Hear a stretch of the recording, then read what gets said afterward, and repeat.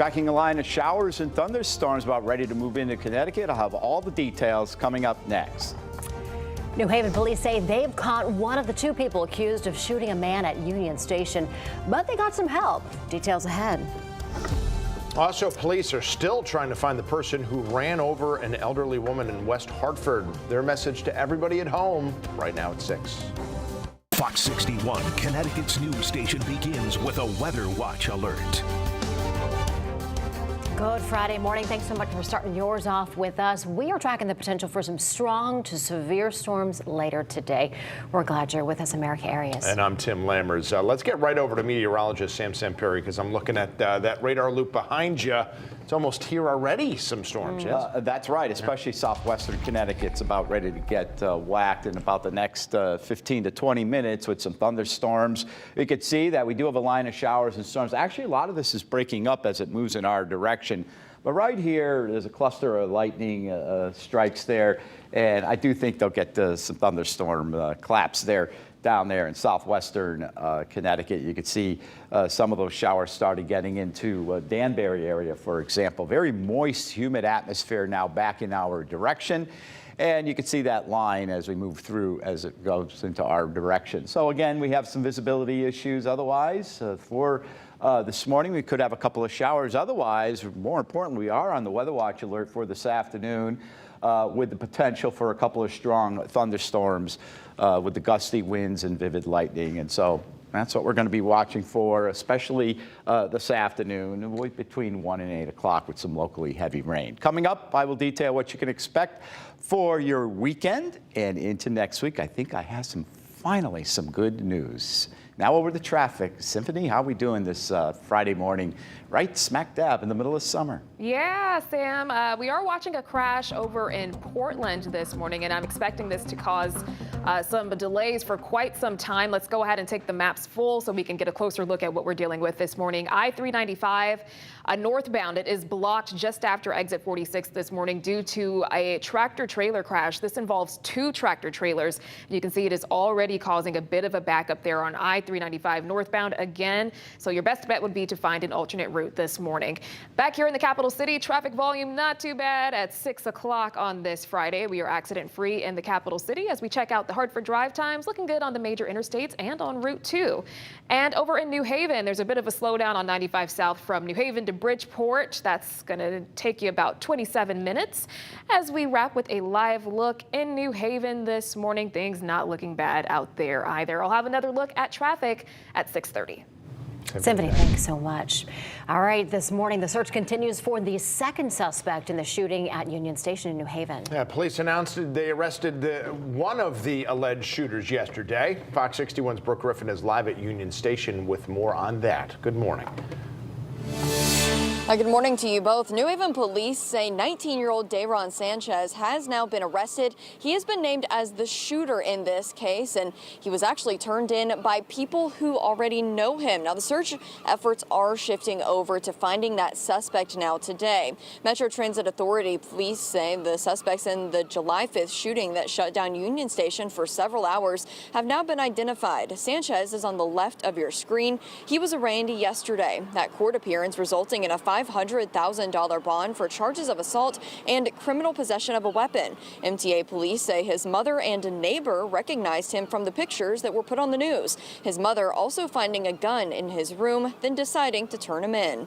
Now police want you to focus on the other suspect. This man in the white tank top is who they are looking for.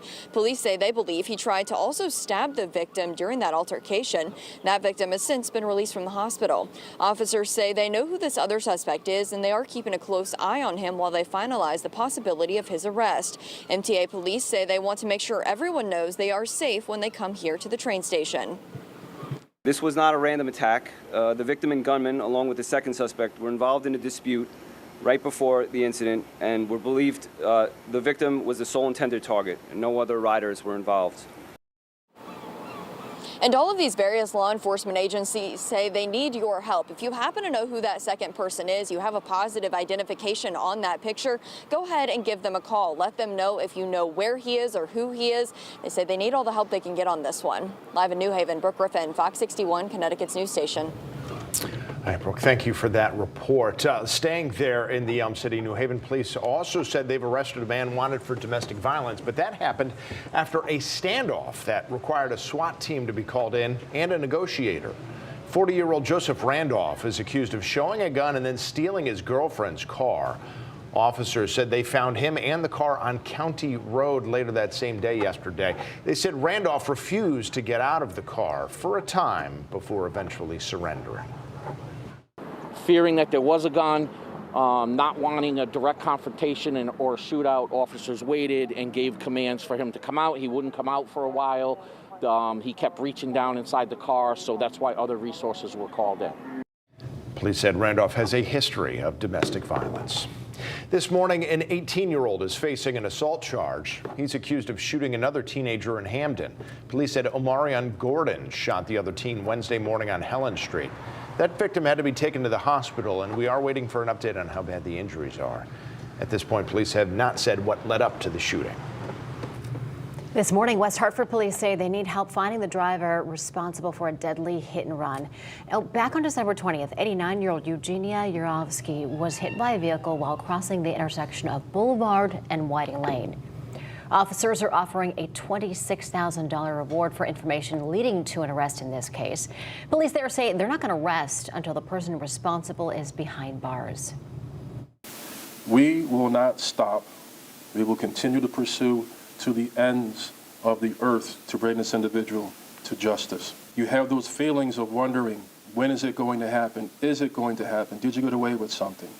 Maybe in the short term you may feel that, but alleviate that burden. Take away that pressure. Come speak to us.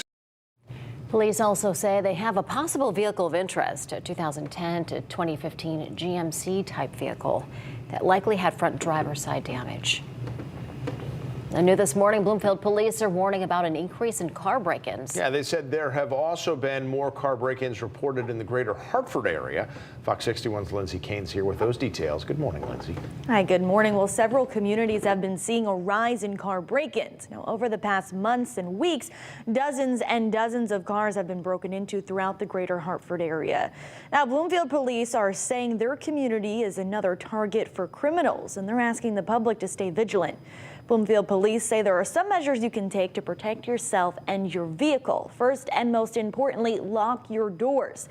Police say a majority of car break-ins and thefts are from unlocked cars. So whether you're parking in front of your house or your driveway, even your garage, it's important to lock your doors. Police have been seeing more criminals walking down streets checking for unlocked cars.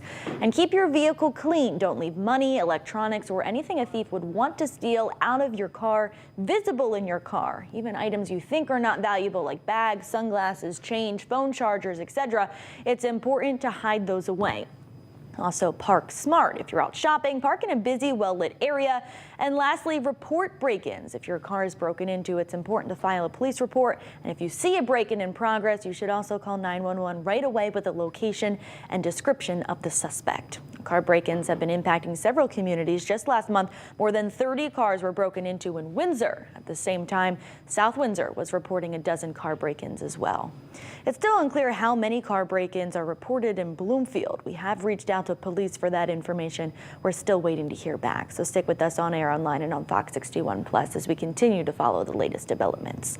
For now, Tim and Erica, we'll send things back over to you. Lindsay, thank you. 6:08 this Friday morning. Right now, police in Milford are looking for one rider who was in a large group of ATVs, dirt bikes, and motorcycles. The police department posted these photos on Facebook of that rider.